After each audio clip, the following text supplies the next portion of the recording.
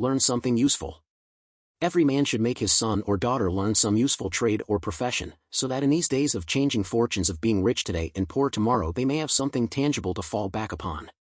This provision might save many persons from misery, who by some unexpected turn of fortune have lost all their means. Let hope predominate, but be not too visionary. Many persons are always kept poor, because they are too visionary. Every project looks to them like certain success, and therefore they keep changing from one business to another, always in hot water, always under the harrow. The plan of counting the chickens before they are hatched is an error of ancient date, but it does not seem to improve by age. Do not scatter your powers. Engage in one kind of business only, and stick to it faithfully until you succeed, or until your experience shows that you should abandon it. A constant hammering on one nail will generally drive it home at last, so that it can be clinched. When a man's undivided attention is centered on one object, his mind will constantly be suggesting improvements of value, which would escape him if his brain was occupied by a dozen different subjects at once. Many a fortune has slipped through a man's fingers because he was engaged in too many occupations at a time. There is good sense in the old caution against having too many irons in the fire at once. Be systematic. Men should be systematic in their business. A person who does business by rule, having a time and place for everything, doing his work promptly, will accomplish twice as much and with half the trouble of him who does it carelessly and slipshod. By introducing system into all your transactions, doing one thing at a time, always meeting appointments with punctuality, you find leisure for pastime and recreation, whereas the man who only half does one thing, and then turns to something else, and half does that, will have his business at loose ends, and will never know when his day's work is done, for it never will be done. Of course, there is a limit to all these rules. We must try to preserve the happy medium, for there is such a thing as being too systematic. There are men and women, for instance, who put away things so carefully that they can never find them again. It is too much like the red tape formality at Washington, and Mr. Dickens' circumlocution office, all theory and no result. When the Astor House was first started in New York City, it was undoubtedly the best hotel in the country. The proprietors had learned a good deal in Europe regarding hotels, and the landlords were proud of the rigid system which pervaded every department of their great establishment. When 12 o'clock at night had arrived, and there were a number of guests around, one of the proprietors would say, "Proprietors, touch that bell, John." And in 2 minutes 60 servants, with a water bucket in each hand, would present themselves in the hall. "Proprietors, this is our fire bell, it will show you we are quite safe here, we do everything systematically." This was before the Croton water was introduced into the city. But they sometimes carried their system too far. On one occasion, when the hotel was thronged with guests, one of the waiters was suddenly indisposed, and although there were 50 waiters in the hotel, the landlord thought he must have his full complement, or his system would be interfered with. Just before dinner time, he rushed downstairs and said, "Proprietors, there must be another waiter, I am one waiter short, what can I do?" He happened to see Boots, the Irishman. "Pat," said he, "proprietors, wash your hands and face, take that white apron and come into the dining room in 5 minutes." Presently Pat appeared as required, and the proprietor said, "Proprietors, now Pat, you must stand behind these 2 chairs, and wait on the gentleman who will occupy them. Did you ever act as a waiter?" "Pat, I know all about it, sure, but I never did it." Like the Irish pilot, on one occasion when the captain, thinking he was considerably out of his course, asked, "Irish pilot, are you certain you understand what you are doing?" "Pat, sure, and I knows every rock in the channel." That moment, bang thumped the vessel against a rock. Irish pilot, "Ah, be jabers, and that is one of 'em." But to return to the dining room. Proprietors, "Pat, here we do everything systematically. You must first give the gentlemen each a plate of soup, and when they finish that, ask them what they will have next." Pat, "Ah, and I understand perfectly the vartues of system." Very soon in came the guests. The plates of soup were placed before them. One of Pat's 2 gentlemen ate his soup, the other did not care for it. He said, "Gentlemen, waiter, take this plate away and bring me some fish." Pat looked at the untasted plate of soup, and remembering the instructions of the landlord in regard to system, replied, "Pat, not till ye have ate your soup." Of course that was carrying system entirely too far. Read the newspapers. Always take a trustworthy newspaper, and thus keep thoroughly posted in regard to the transactions of the world. He who is without a newspaper is cut off from his species.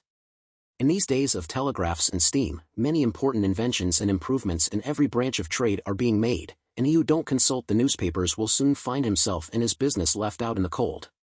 Beware of outside operations. We sometimes see men who have obtained fortunes suddenly become poor. In many cases, this arises from intemperance, and often from gaming and other bad habits. Frequently it occurs because a man has been engaged in outside operations, of some sort. When he gets rich in his legitimate business, he is told of a grand speculation where he can make a score of thousands. He is constantly flattered by his friends, who tell him that he is born lucky, that everything he touches turns into gold. Now if he forgets that his economical habits, his rectitude of conduct and a personal attention to a business which he understood, caused his success in life, he will listen to the siren voices. He says, "Rich man, I will put in $20,000. I have been lucky, and my good luck will soon bring me back $60,000.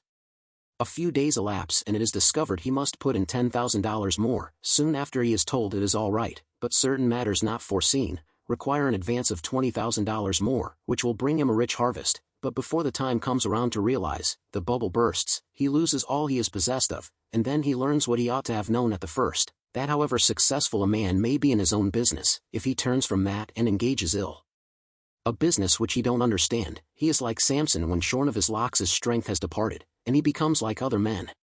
If a man has plenty of money, he ought to invest something in everything that appears to promise success, and that will probably benefit mankind, but let the sums thus invested be moderate in amount, and never let a man foolishly jeopardize a fortune that he has earned in a legitimate way, by investing it in things in which he has had no experience. Don't endorse without security. I hold that no man ought ever to endorse a note or become security, for any man, be it his father or brother, to a greater extent than he can afford to lose and care nothing about, without taking good security.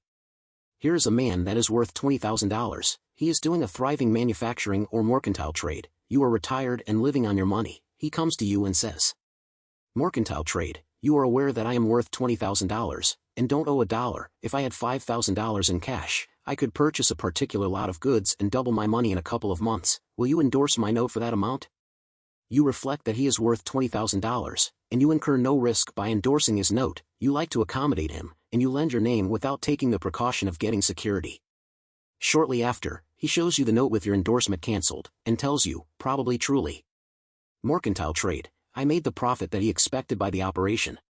You reflect that you have done a good action, and the thought makes you feel happy. By and by, the same thing occurs again and you do it again. You have already fixed the impression in your mind that it is perfectly safe to endorse his notes without security. But the trouble is, this man is getting money too easily. He has only to take your note to the bank, get it discounted and take the cash. He gets money for the time being without effort, without inconvenience to himself. Now mark the result. He sees a chance for speculation outside of his business. A temporary investment of only $10,000 is required. It is sure to come back before a note at the bank would be due. He places a note for that amount before you. You sign it almost mechanically. Being firmly convinced that your friend is responsible and trustworthy, you endorse his notes as a matter of course. Unfortunately, the speculation does not come to a head quite so soon as was expected, and another $10,000 note must be discounted to take up the last one when due. Before this note matures, the speculation has proved an utter failure and all the money is lost. Does the loser tell his friend, the endorser, that he has lost half of his fortune? Not at all. He don't even mention that he has speculated at all. But he has got excited, the spirit of speculation has seized him, he sees others making large sums in this way, we seldom hear of the losers, and, like other speculators, he looks for his money where he loses it. He tries again. Endorsing notes has become chronic with you, and at every loss he gets your signature for whatever amount he wants. Finally you discover your friend has lost all of his property and all of yours. You are overwhelmed with astonishment and grief, and you say it is a hard thing, my friend here has ruined me, but, you should add, I have also ruined him. If you had said in the first place, I will accommodate you, but I never endorse without taking ample security, he could not have gone beyond the length of his tether, and he would never have been tempted away from his legitimate business. It is a very dangerous thing, therefore, at any time, to let people get possession of money too easily, it tempts them to hazardous speculations, if nothing more. Solomon truly said. Solomon, he that hath suretyship is sure. So with the young man starting in business, let him understand the value of money by earning it. When he does understand its value, then grease the wheels a little in helping him to start business, but remember, men who get money with too great facility cannot usually succeed. You must get the first dollars by hard knocks, and at some sacrifice, in order to appreciate the value of those dollars.